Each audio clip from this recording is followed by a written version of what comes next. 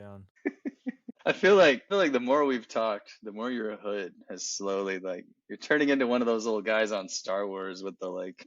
Yeah, I'm like Obi-Wan Kenobi, I feel There we like. go. That's way better than the little guy I was thinking of. The Did you Jawas, see, Jawas. That's it. the Jawas, did you even see the little video I put out? Did you not I've been click on it? following you pretty closely. Where'd you put it out? Was it I sent Instagram? No, I just sent it to you did I send it in WhatsApp? Draft trailer? Did you not Man, watch it? this is gonna be the old man comment of the day for me, but probably not. I'll have more. But dude, I can't keep up with all these dang channels. You The didn't draft trailer. Is you didn't that it? watch it? Yeah, did you watch Well, I it? haven't watched it yet. No, sorry. Man, It's in Canva. A video in Canva. can I like Well, I'm I watching it. It know. looks great. I'm gonna create a voiceover for it. Where'd you get this It's our drone footage. footage? It's our footage. Okay, I gotta turn the volume down on the trailer because I can not hear you as well. Man, yeah, I love it. Dude, look at the Rwandus. That epic. Man, I want to go to there. There's Haller. Yeah, great. Yeah, man. So It's so exciting. and there's I mean, there's so many other cool bits of footage that I can cut up and put as well. dude, I can send you drone footage of like destroyed cities in Syria, Yeah. Aleppo. What was that Kurdish town that Kobane. Kobani. So I got I got some hilarious drone footage in Kobani. So we flew the drone over the city. It got shot at by the guards. They arrested us, confiscated all our stuff, and we had to hang out. And we started just chilling with them in the wherever it was, this checkpoint. And they're like, "What are you guys doing here?" We're like trying to talk them through what we're doing there because it was all just anti-displacement work. We were just visiting refugees and spending time in camps and trying to understand what we could do to help. But you know, understandably, like the Syrian Kurds, they're surrounded by enemies. Like they're my heroes. Like for real. Like they're They're the best, aren't they? The the best of the best. the best. Yeah. And I don't get excited about like various political Right, yeah. factions or ethnic And groups. Like I try to be really talking neutral. about that. Yeah, per you want to be se. neutral. You don't want to be like, oh, you know, like. But man, when it comes to the Syrian Kurds, they're legend. Like I think they're amazing. Somebody needs to make a movie about their rescue on Mount Sinjar when they punched a hole through the ISIS lines and I then know. held the terrorists back so that all those like elderly and children and people could like escape. They like sacrificed so many of their own lives for this. They're Yazidis who were stranded on Sinjar, and like nobody knows, you know, like. But it's epic. No, Anyways, that's a story to tell. I mean, that's probably far more epic than half the but that should be like Spielberg. Hollywood, like I feel like that the needs to go Hollywood big. ones that go out. Yeah, yeah. It'd be amazing. But there's we know an so many situations like that at this Yeah. point where it's like, oh, there's all these epic stories of people being selfless and amazing. There's a really good friend of mine. She's a Syrian Kurd. Her family's from Kobani. She is been in Australia for like 30 years, and she's actually with the SBS. It's like the national news, like kind of like PBS. And she's one of the radio broadcasters for them. And she actually reached out to me the other day and said, "Hey, I'm coming up to Toowoomba from Sydney, and we want to interview you. This is during Refugee Week." So that's exciting and it'll be a great platform to talk about throughout The run. national, from a PR Absolutely. perspective, what we're doing. Would they be willing to show a clip of this? I mean, trailer? if it's radio, okay. It may not be, but if we've got, snippets and pieces, that doesn't mean she can't pass it on up and open up doors for other parts of the kind of news agency. But like, if anyone's watching us yabber on here, if we release any of this, Matt, I called you how long ago? How many weeks ago did I call you? Maybe 6 weeks ago? Yeah, I would say around a month, maybe 5 weeks. Yeah. And I remember just walking up and down the Esplanade. We finally, I think we've been trying to get onto each other for 2 months, and it was just our crazy lives and the time zones. We've both got young little families running around. And when we finally connected, we talked about everything but the Iraq 100 run. And so at the end of the call, you were like, "Oh yeah, by the way, the whole reason I wanted to talk to you," and I was like, "Let's talk again." Yeah. It's so true. I kind of dropped the seed, but I can't believe that I guess it hooked you in to the point where we're at now. Yeah. What, like, what is it about this venture that excites you? And like, like, why would I'm kind of, obviously we have a long history. We're friends. We've lived in that part of the world in neighboring cities, you could say, if a 3 hour drive through the Kandil Mountains is neighboring enough. Who is my neighbor? But yeah, Yeah, why are you man. excited about what this could do and be? Yeah. Well, it's funny because when you first mentioned it, it's these layers of excitement that you peel back and you're like, oh, I'm also excited for this reason. But I mean, when you first talked about it, the chance to collaborate with you is always exciting, just on the face of it. But the deeper sort of layers I'm talking about for me is like we were in Iraq for 8 years, and we didn't live there 8 years all the way through, but we had a home in Iraq for 8 years, and we were there most of that time, apart from when we were back having kids. So it's just like such a major part of my life and most of my 20s, and I just love it. Like if people don't get that, it's not something that you can just like talk about in a way that people will understand. Like I'm in Southern California. If I start talking about how Iraq is my favorite place on the planet, they just okay, like they don't know where to go with that because people don't know Iraq like we know it. And Yeah. so there's just some really really precious people there, and also it's not precious like in spite of all that Iraq's been through. It's the way that people have been shaped and formed in such a difficult environment, and Yeah. the way that their approach to life really affected me. And so I just saw like a redefinition of the term resilience, like incredible, hopeful, joyful resilience in some of my Iraqi friends. And as we were responding to the conflict with ISIS, I literally saw some of them like joyfully laying down their lives for other Iraqis of other groups and other religious backgrounds. Like Mm. this is the sort of the Jesus narrative of like laying down your life for your friends. Like I watched Muslims doing that. Mm. And so I feel like I had so many maybe unhelpful, definitely some of them unhelpful prejudices or perspectives when we moved to Iraq that I wasn't aware of. It was like unconscious stuff. But the more I Mm. was around people, the more like that was worked out. And I started seeing like, oh man, I thought I was coming over here to help, and I spent so much time being helped, right?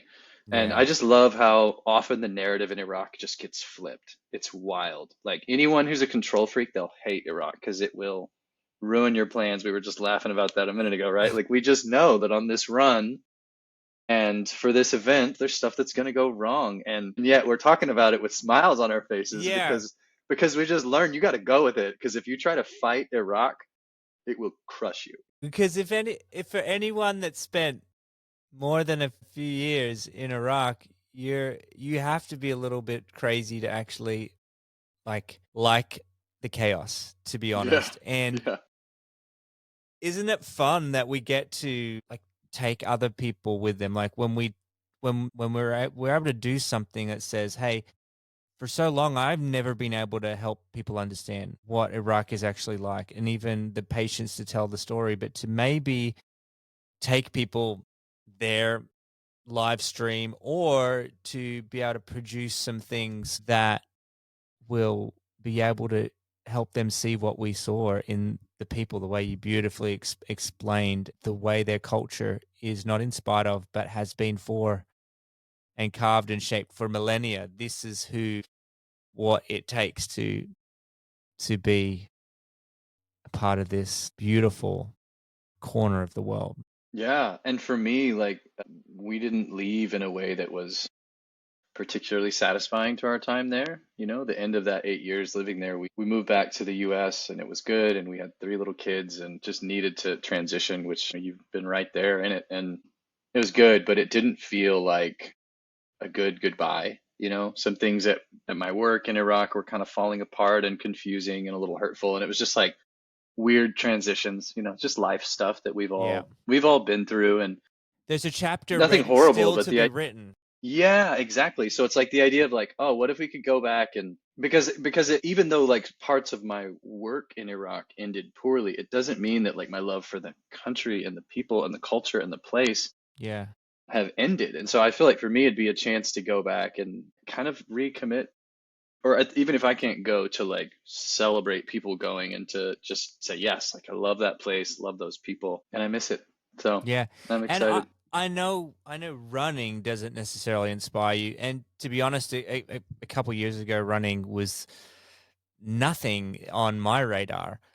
But when we talked about this, there was something about you came up with this phrase, and I've adopted it. And when I talk to people, I get to choose to run for people that were forced to run.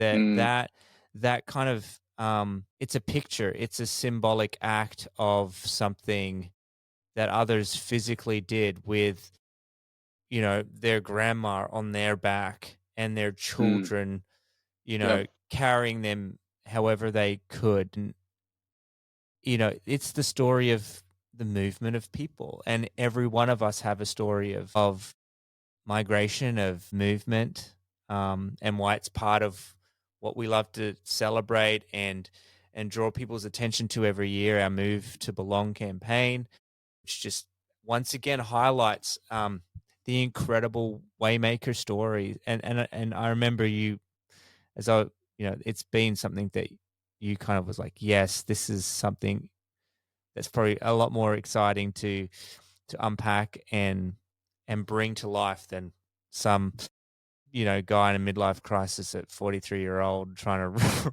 run across Iraq. Man, yeah. Yeah. I mean, it's just exciting. I think it's beautiful what you're up to. I love the idea of being able to tell these stories. I want people to feel a little bit with people who are displaced. I think there are two ways we can go. We can respond to these things. We can avoid it as much as possible, which is what a lot of us do. I do that. I mean, I'm not engaging every issue around the world, but my passion is displacement and refugee issues. And if we can find those people who share that passion, they can do the other reaction, which is to try to feel with, try to understand a little bit. And I don't know why people are scared to do that. Just because we're trying to understand the plight of displaced people or the situation of refugees, I think moving toward them and understanding is only going to help. Only going to help, Mm. really. And I don't know. I know you spend a lot of your time trying to get people to pay attention to this demographic of people who've been displaced, refugees. But I like that you zoomed it out to an even bigger just movement. Like this is about Yeah. movement and migration. And I mean, some of the greatest transformations in the world happen because people moved, Like you think about the Yeah. power of human movement and what that can mean for us. Now, when it's forced, No. and you don't have that's not what we're talking about. We have to distinguish that, and we want to make sure people understand. We're not trying to pretend like you're going to go pretend to be a refugee. That's not what this is. This is running in their honor and to acknowledge and Yeah. hold space for and all those things. So there might be some trolls out there who would say something like that, but we know like this is running in their honor. We're not trying to pretend like we're doing exactly what they did or live their life or whatever. But it is amazing the way that movement affects us, the transformation it has. I mean, like think about Gandhi and the suffragette Yeah. movement and Jesus and the disciples and all these people who like moved and what came out of it. And so I love that you're obviously this is not all that, but it Yeah. is. Like this is Yeah. calling people to move. Like if we'll just go somewhere, we'll see change happen. Like we'll see in ourselves and it'll be good. So I mean, I don't know what your movement program's been like, your schedule's been like, but that as much as I don't like running, I respect it because I just think movement is a gift. And the ability, I think in some places, some situations rather, with certain refugees, it was a curse, but we can enjoy movement as a gift and we can acknowledge like it can be a double-sided thing. I don't know. I Yeah. don't know if I'm making a lot of No, sense, but I think no, the complexities of human movement, is that making sense? How do you yeah. respond to that? Yeah. And I think, no, it's perfect what you've said. I think what I hear is there's so much good that comes from all the crap in all of our lives. And there's probably no better example of that we need to tell and for the world to see to inspire all of us of how to make whatever cards you're dealt with something incredible than refugee waymakers, because they've lost probably the most important thing, our home. That Hmm. sense of my land, my country, my family, my dreams, everything that I'm building a life for vanishes. And then to celebrate the resiliency of the human spirit, look, even in the brutality of their journey, which lasts longer than the escape. It lasts in the displacement and then in the resettlement, and then those several phases of a refugee's life. And then when we can celebrate how many of the world's change makers, and like you said, how many of the incredible things that we can point back to in human history was because of people taking the courage, and even in the face of a world war or two, or whatever it costs, being forced to flee to rebuild their lives. I mean, that's what we're trying to celebrate here. And we haven't, like, you're like the ultimate storyteller. I describe people, and you capture images, your gift, and behind a lens to capture a moment in a still, and then to get to know the person, the dignity that you give to those that you have the permission to capture in photography, and then tell their story, is second to none. But we're kind of venturing into some live streaming things and some VR stuff that we're talking about doing. We're kind of in this little, like, creative mode of, like, what could we do? How can we really immerse people, and get people even as a quarter interested as we are in this stuff. But what is that like? What's that like? What's that like for you? Like, do you feel it's a bit stretching, or do you feel like there's some things that are exciting for you? And what kind of, as we talk about, as we kind of chat, discuss things, what are you most Yeah, excited about, kind of, I think it's stretching. doing? And I think the stretching is exciting. I think the chance to work with people who share my passion for refugees is exciting. Now, the question of whether or not it's exciting to like try to get people really engaged and caring about refugees, that has ups and downs. I don't know if you feel that too, but there are times where I'm really into it and I'm like, yeah, people are passionate about this. They're going to care about these issues. And then other times it's like, wait, like not everybody's going to care about what I care about as much as I Sure. care about it. And I need to acknowledge that. But it's a fun challenge. I love the challenge of being like, look at this situation that all these people are enduring. Like, can we tell a story? But Can we? Matt, you do it so well because you always focus on the human, not their status as a refugee. And I think that's where that's I think that's the the lens that you bring that makes it accessible to everybody. Is this is just the human story. It really isn't a Yeah, refugee story. This is the yeah, human trying to, story. yeah, for sure. I think that is the goal, trying to distill it down. Sometimes it can feel a little discouraging how noisy the world can be. Mm, But man, it's a beautiful thing when we find our people who believe in those things and care about those things. And there are a lot of them out there. So I think it's great that we're having this event and this Iraq 100. And I know you've got a lot of layers to it. You know, there's the fundraising element back in Australia, and there's like videos in schools, and there's just so much going on, and it's really, really exciting because this is what I want to be about. Like, mm, this is the through line of my whole career is displacement and refugee issues. mm, So we started off in Thailand, and mm. I was just teaching English at a little school, fell in love with a girl in college who was like, I like you, but I'm moving to Thailand. And I was like, well, then I'm going too, because I want to be where you are. So I chased her to Thailand, and she starts working at this school, and we start meeting refugees from Burma, from Myanmar, Wow. excuse me, but everyone just called it Yes. Burma there. So we're fine. And so that was where I was like, oh my gosh. So seeing the situation of undocumented people in Bangkok and how hard it is to make a life there, and by design, very, very difficult, not unlike undocumented people where I live in the US. Hmm. But yeah, so it was just really interesting to learn about that, and then started working with refugees along the border there. And then a friend's like, hey, you should come see the situation in Iraq. We ended up moving to Iraq. We were there for 8 years working with refugees. And then I moved back to the States after kind of some things fell apart in Iraq, like I alluded to earlier. And then I'm working with a refugee resettlement company in the US. So I'm seeing like, okay, I just saw years, like my whole 20s, I spent seeing what people are running from. And then we get to the US and it's like, this is what they're running to. And it turns out that's almost as hard in some Yeah. ways, like maybe harder in some ways. And I know that sounds crazy because you're like, if you're fleeing bombs and bullets, like how could Yeah. moving to the US be harder? And so I understand like physically, in terms of physical danger, it's not the same. But once the dust has cleared, this whole process is a lot. And I think that's an exciting Mm, element too. We were just talking about how we could share the stories of resettlement and how the challenges start over. And so I spent a few years in East San Diego at a United Nations refugee resettlement communities, working with people who were like trying to learn English and trying to learn stoplights. mm, Like I was talking to a Sudanese woman who was resettled, and she was redisplaced. So she was displaced from Darfur.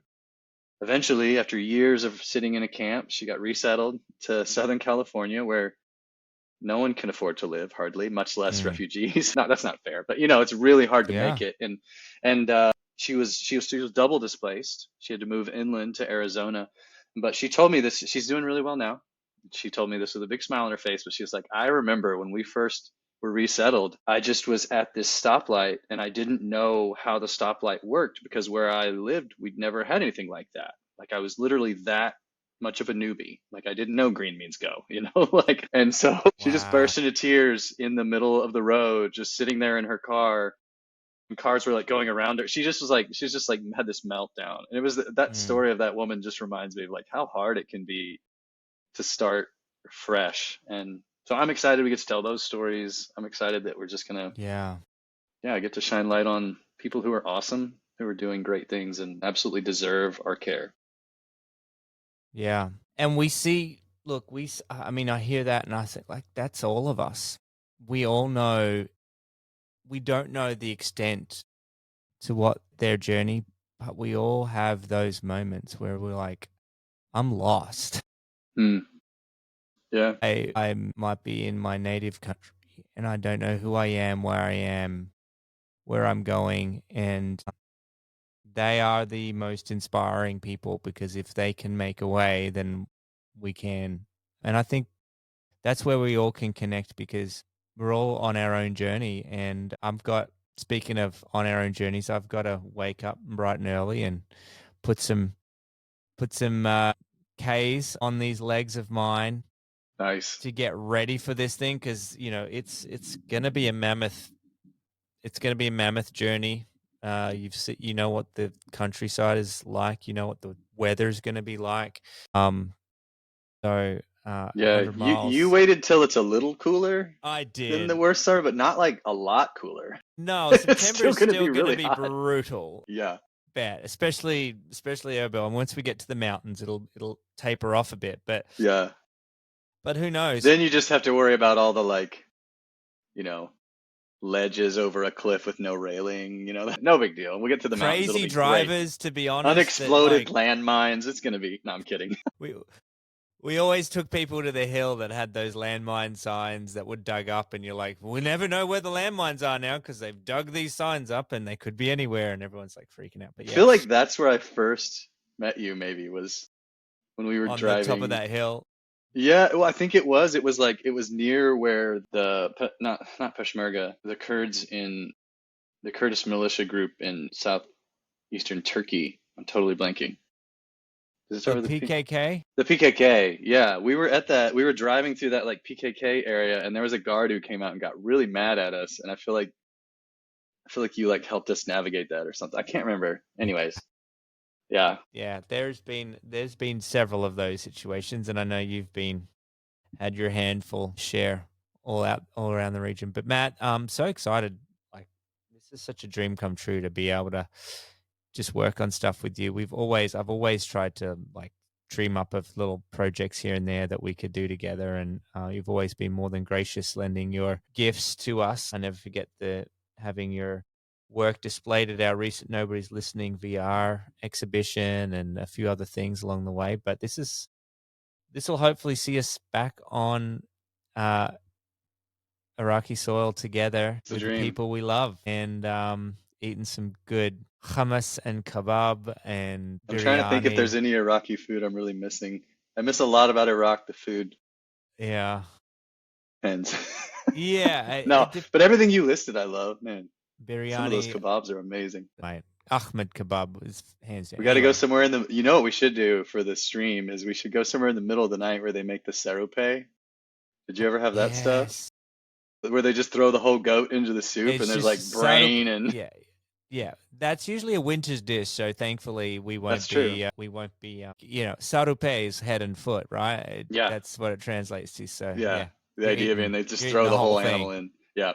And on that note, I'm gonna go to bed. You go eat some breakfast, have some sarupe for breakfast, which We'll have I a pancake. never did not enjoy. I have to say, I didn't enjoy it. Tongue was good. I like the tongue. I think, yeah, the soup just didn't. I just couldn't handle it. You're gonna But have dreams about Sarupe. yeah, You're welcome. and Karim, if you're listening to me, listen to this. I loved it. It was amazing. Your wife spent 3 days making that incredible feast. It's great. Dude, I better chuff off here, but we got some work to do.